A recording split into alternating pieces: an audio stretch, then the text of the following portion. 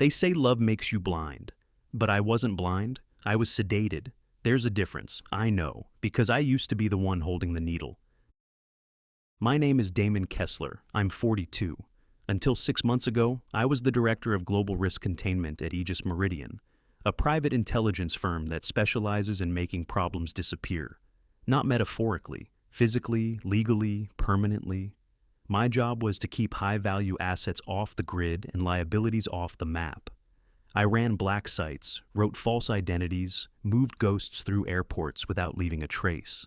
And yet, somehow, I married a woman who looked me in the eye every night and still called me an idiot behind my back. The irony would be funny if it weren't mine. The car accident should have been simple. A blown tire on a wet road. One moment I was heading home from a meeting downtown. The next, I was spinning into a guardrail. Concussion, fractured wrist, some bruised ribs. The ER cleared me overnight, but Isla insisted I stay home, said she'd take care of me. She set up a hospital bed in the guest room, adjusted the curtains, brought in flowers, and fed me the prettiest lies I've ever seen wrapped in a smile. At first I believed her, or I wanted to. That's the thing about people like me. We spend so much time assuming everyone else is the liar that we forget to check the ones we love. It was day 3 when things started feeling wrong. I couldn't keep my thoughts straight. I'd lose entire hours, drift mid-sentence. The bruises hurt less than the fog. Isla said it was the painkillers. She'd crush them into my food, whisper how much she loved me, and stroke my hair like I was a child. I wanted to believe her. God, I wanted to. But something itched under my skin. Something old, familiar. Back in Jordan, during an off-book extraction, I once watched a defector's wife poison him over 4 weeks. Low doses of benzodiazepine mixed into his mint tea.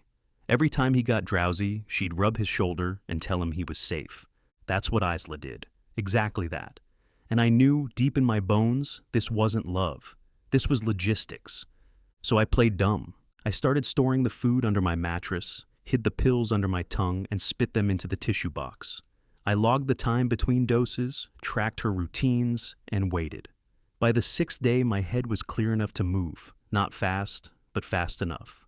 That night, while Isla was in the shower, I wheeled myself into the master bedroom. The smart speaker on the nightstand was blinking, on standby. Most people don't notice that. I do. I pulled the plug, popped the bass, and clipped the mic lines. Then I opened my old leather travel case, the one she thought only held watches. It had a dismantled tactical pen inside. Real ink, real nib, real memory chip. I rewired the barrel to activate on voice vibration. I slid it into the lamp base facing our bed. Then I lay back down, shut my eyes, and waited for the morning.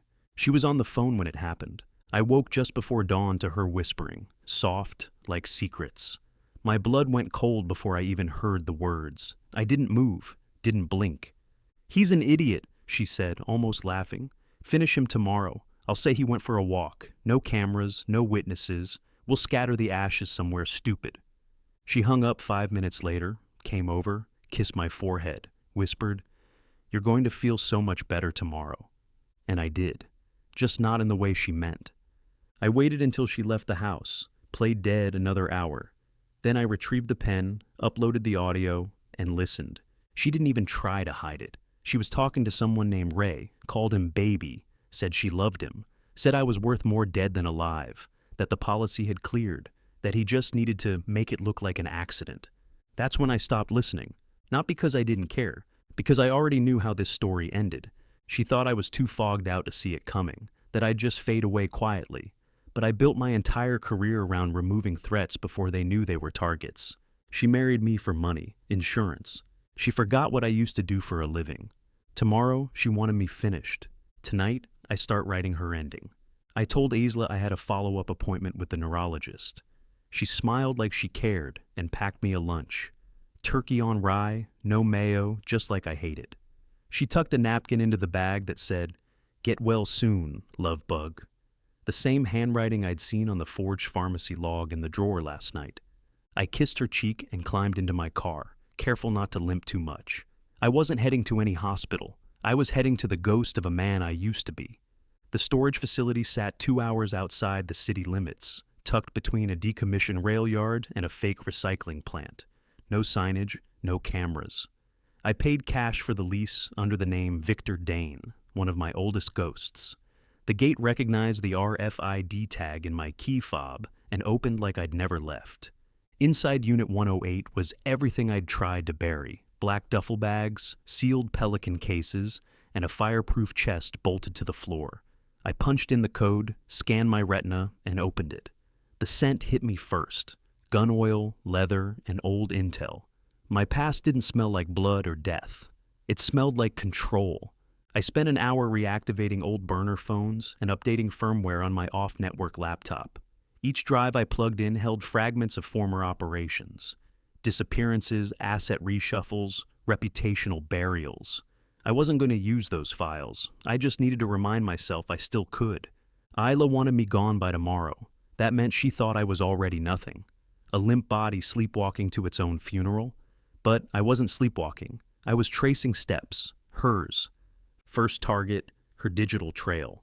I launched a soft trace from one of the burner devices through a VPN tunnel that bounced through 3 countries. Isla wasn't careful, too used to me trusting her. Within 10 minutes, I had access to her private email, financial statements, and recently accessed documents. The big red flag hit me in the face like a brick through a window. She'd taken out a life insurance policy on me 4 months ago. Accidental death clause, double indemnity, beneficiary, Isla Marin Kessler. She signed it the week after our honeymoon. I'd been buying her daiquiris in Santorini while she was plotting the ROI on my head. The premium came from our joint account, my money, my death, funded by me. That part almost made me laugh. Almost. I kept digging and found recent wire transfers, small, coded, irregular. The payments didn't go to any known vendors. They went to a PayPal account under the name RM Wellness Coaching. I followed the trail to an IP address linked to a fitness studio downtown. That's where I found him. Ray Mathis, age 38, prior convictions for armed robbery, fraud, and assault. Arrested twice for impersonation, released early on a technicality. Now operating as a self-employed personal trainer, complete with fake certifications and a six-pack he probably paid for in back-alley syringes. I needed eyes on him. Fast. I changed into old jeans, a frayed hoodie, and smeared a little dirt on my face before heading out. Ghost mode. I parked 2 blocks from the gym, waited till he left, then followed him to a dive bar 5 miles down the freeway. Low light, no bouncers, no cameras. Perfect. Ray ordered bourbon, neat, then settled into a booth with a guy who looked like he sold knockoff Rolexes out of his sock. I sat 2 tables away with a beer I didn't drink, cap still on. And I listened. 10 minutes in, Ray got loud. "She says it's all set," he bragged, tapping his chest like it held more than just muscle. His dumbass thinks she's nursing him back to health. By tomorrow, her poor widowed wife routine kicks in and, boom, ashes scattered. We're on a plane to Greece. He laughed. So did his friend. I didn't. I watched his reflection in the window as he pantomimed pushing someone off a cliff. Then he raised his glass. "To new lives and old insurance policies." I slipped out the door before the waitress brought their second round. Back in the car, I stared at the wheel for a long time. I should have felt rage, jealousy, hurt.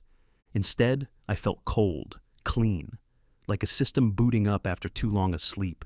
Isla had gambled I wouldn't see it coming, that I was too fogged by her pills and lies to put the pieces together. But she forgot. I'm not a civilian. Ray thought he had 24 hours to kill me. I just needed 12 to make him disappear. She called it a romantic getaway. Said we needed time away from the noise, just the 2 of us, to celebrate life. The irony nearly made me choke on my coffee. I smiled like a man still in love. Packed light, let her drive. She'd already done most of the planning. Cabin in the cliffs, isolated, no reception, no neighbors. Perfect for a peaceful retreat or a perfect crime, depending on your angle. The drive took 3 hours. I watched the coastline blur past in silence while she hummed along to her favorite playlist like nothing was wrong. Occasionally, she'd glance at me, squeeze my knee, and say something like, "You're really starting to look like yourself again." She meant it as a compliment. We arrived just before dusk. The cabin was beautiful in that curated way vacation rentals are, clean but soulless. A fireplace crackled in the center. There was wine on the table, steak marinating in the fridge. The bed was already turned down. She opened a bottle of red and poured 2 glasses. "To us," she said. I raised mine, but didn't sip. She did. One long drink, eyes never leaving mine. Dinner was slow, tender. She leaned on every memory she thought still worked on me. Our wedding, our trip to Venice, the time I held her when her mother died. I nodded, spoke softly, touched her hand at the right beats. But inside, I was cataloging everything.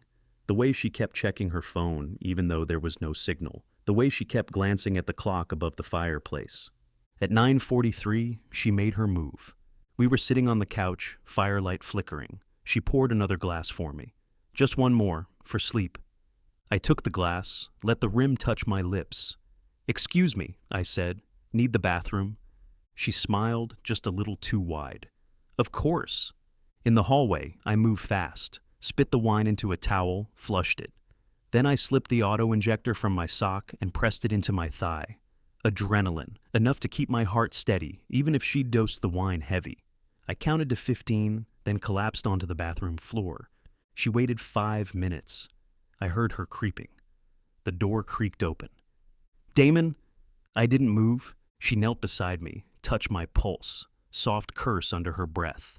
Then the sound of footsteps moving fast, out the front door, across gravel. Ray's voice came next, lower than I remembered. "You sure he's out?" "Feel his neck." Pause. "Damn. Okay, we move now. Grab the tarp." They rolled me in something plastic, grunting with effort. I kept my breathing shallow, eyes closed, limbs slack. They dragged me over gravel, lifted me into the SUV trunk. It smelled like gasoline and citrus wipes. "Push it over the edge?" Isla asked. "Not yet," Ray said. "Let's pop the brakes first, jam the wheel, make it look like he took a drive and flinched."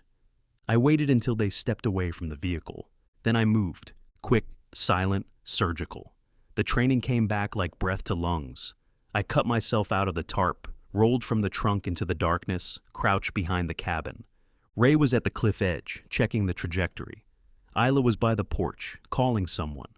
I moved on Ray first, came up behind him like smoke. He turned, too late. My arm around his throat, pressure to the carotid. He went out cold in 4 seconds. I dragged him around back and zip-tied his wrists and ankles, duct tape over his mouth. Then I popped open the storm cellar, shoved him in, and sealed the lock. He wouldn't be found for days, weeks maybe. I went back for her. She was still pacing, phone to her ear.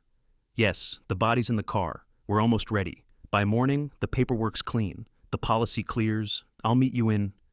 The generator died. The porch lights blinked out. The fire inside vanished. "Hello?" she called. "Ray?" I stepped onto the porch. She froze when she saw me. "You..." I sobered up, I said. She dropped the phone. I didn't yell, didn't hit her. Just looked at her the way you look at a locked door before walking away. "Go home, Isla." She shook her head, eyes wide. "Damon?" "You wanted a story for the cops," I said. "Here it is. I walked away, vanished. Your plan failed, your lover's gone, and you're alone." She ran to the car, drove off without looking back. I watched the taillights disappear down the gravel road, then turned and walked inside the cabin, sat by the cold fireplace. The day I was supposed to die, I didn't raise my voice, I didn't spill blood, but I started erasing. And some people, you don't kill them, you just take away their future. I watched her from across the street, half shadowed by the skeletal branches of a dead oak. Isla stood on the porch of our old house, hers now, arguing with a cop in a pressed uniform and an exhausted expression. "He was confused," she said, louder than necessary. "The accident did something to his mind. He wandered off. He could be dead somewhere." The officer nodded politely but didn't look convinced. He took down her statement, gave her a number to call, and walked back to his cruiser. I timed his departure perfectly. 10 minutes later, the first domino fell, the insurance claim. She filed it the day after she returned from the cabin, claiming I was missing and presumed dead. Used fake tears, practiced trembles, and submitted a stack of falsified documents, including a forged signature on the updated beneficiary forms. The agent took it all in, smiled, said it would take a few weeks to process. What she didn't know was that the claim hit a flag 2 hours after she filed, because I'd already been there first. 2 days earlier, I had retained the services of Kravitz and Moore, a law firm that didn't advertise, didn't answer cold calls, and never asked too many questions.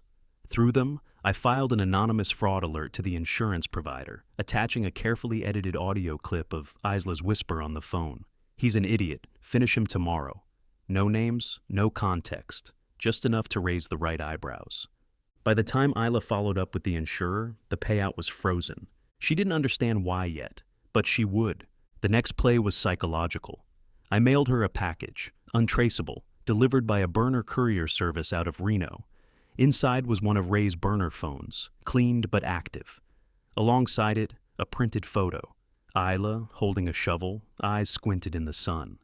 Behind her, a field of grass with no coordinates, no timestamp, no metadata. It didn't exist on any map, but she remembered it. That morning, she called the number on the phone. I didn't answer. She called again, 10 times, 20, no voicemail, no ringtone, just the sound of dead air. She started spiraling after that. By the third day, she had hired a private investigator. Poor guy. He showed up at the same storage facility I'd emptied a week ago. Got nothing but dust and receipts that led nowhere. On the fourth night, I visited her house. I didn't take anything, didn't break anything, but I moved things. I replaced the framed wedding photo on her bedside table with a picture of me, standing in a cemetery, smiling. I replaced her perfume bottle with a near-identical decoy, the scent just slightly off, jasmine instead of rose. I adjusted the height of her toothbrush, turned every clock back 4 minutes, slight, subtle, enough to destabilize, to make her question her own memory. When she found the photo, she screamed. I know because I was parked half a block away and heard it echo down the street like sirens. The next day, she filed a police report for a break-in, but nothing was stolen, no fingerprints, no forced entry. The officer chalked it up to stress. Stress. That was one word for it. Ray was still missing. She hadn't heard from him in over a week. His gym was shuttered, his apartment empty, his accounts frozen. She tried to reach out to his brother, then his cousin. I know because I intercepted the texts before they were sent. One of the perks of reactivating a device you once disabled. At night, she barely slept. The porch light stayed on, curtains drawn, the front door double locked. But fear doesn't stop what's already in motion. I sent one more gift, a flash drive, left inside her mailbox, no return address. On it, audio of her own voice again, this time layered over the sound of ocean waves. "We scatter the ashes. By tomorrow, he's done." She never made it past the first 10 seconds, dropped it in the sink, watched it melt under boiling water. She doesn't know it was a copy, not the original, doesn't know the drive was harmless, doesn't know this isn't revenge, it's reclassification. I was never her husband, not anymore, that Damon doesn't exist. What's left is a shadow, a ledger balancing itself. A man who doesn't just erase people, but undoes the stories they told about him. She's alone now, no payout, no lover, no idea when the next photo will arrive, no clue if I'm watching. But I am. And the worst part for her? She deserves every second of it. 6 months vanish fast when you live like you don't exist. The cabin I've built isn't on any grid, no address, no property tax records. I traded a favor for the land, clean and quiet, surrounded by tall pines and colder silence. The nearest human is a 3-mile hike down an unmarked trail, and even he's deaf, half blind, and too old to ask questions. Suits me fine. I fish in the mornings, chop wood by midday. By sundown, I journal, not for nostalgia, not for guilt, just to track the process, the system. This life I built wasn't made out of vengeance. It was made from necessity. I don't get angry, I get gone. Some nights I sit on the porch and read the papers I bring back from town. Isla's name doesn't appear on the front page anymore. It's buried in court summaries and back page gossip. Marin Kessler fraud hearing delayed again. Or no new leads in trainer disappearance. Her photo's usually older, wedding day fresh, back when she smiled like she didn't mean it. No one uses the word suspect, not yet. But they're circling her. She tried to keep it together at first, hired lawyers, played victim, swore up and down that I was confused, sick, unstable. But time has a way of softening lies and hardening truth. She's been suspended from her job, her accounts frozen under audit, Ray's gone, his gym sold at auction, his ID flagged for travel but never used. His last known ping, a signal traced to a burner phone, mine. The official line says, I wandered off, traumatized, unmedicated. The insurance company still lists me as missing presumed deceased. The payout was denied. She appealed twice, both times rejected. Something about material misrepresentation of mental capacity and suspicious documentation. What she doesn't know is that I sent those documents in myself. She gave one interview, local news, soft lighting, fake tears. He wasn't well, she said. The accident changed him. I tried everything. But when they asked about the life insurance, her smile cracked. And when they brought up Ray, she shut the interview down mid-sentence. They aired it anyway. The comment section was brutal. I don't take pleasure in her unraveling. Not exactly. It's more clinical than that, like watching rot peel back the skin of something once carefully preserved. I didn't want this for her, but I gave her every chance. She chose betrayal, and people like me don't seek justice. We eliminate risks. In my last life, erasure meant changing passports and scrubbing databases. Now, it's simpler. You erase someone by giving them everything they thought they wanted and then watching it turn to ash in their hands. Sometimes I wonder if she still checks her phone at night, waiting for a text from Ray, or worse, one from me. Sometimes I think about what she tells herself before bed, that it wasn't real, that I'll come back, that she was right or wrong or both. But mostly I don't think about her at all. This morning I dug up the journal, the one I started the day after I left the cabin and made myself disappear. It's nearly full now. I reread the first entry. I was angrier then, sharper, still bleeding under the skin, but clarity came fast, peace came slower. Still, it came. I thumbed to the last page and uncapped the pen. There's only one line left to write. I think it through as the wind rattles the porch beams and a hawk cries in the distance. She thought I loved her blindly. I did love her, but I see everything, and some ghosts choose not to haunt. They erase. I close the book, step down to the fire pit, strike a match and hold the flame to the corner of the page. The journal catches fast. The leather curls and blackens, paper folding into flame. I stand there until it's nothing but a hush of ash, floating. There's nothing else tying me to that life. No photos, no files, no fingerprints, no body. I keep walking long after the fire dies, into the trees, into the silence. She says I'm still out there. She's right. But no one believes her. And that's the cleanest disappearance of all.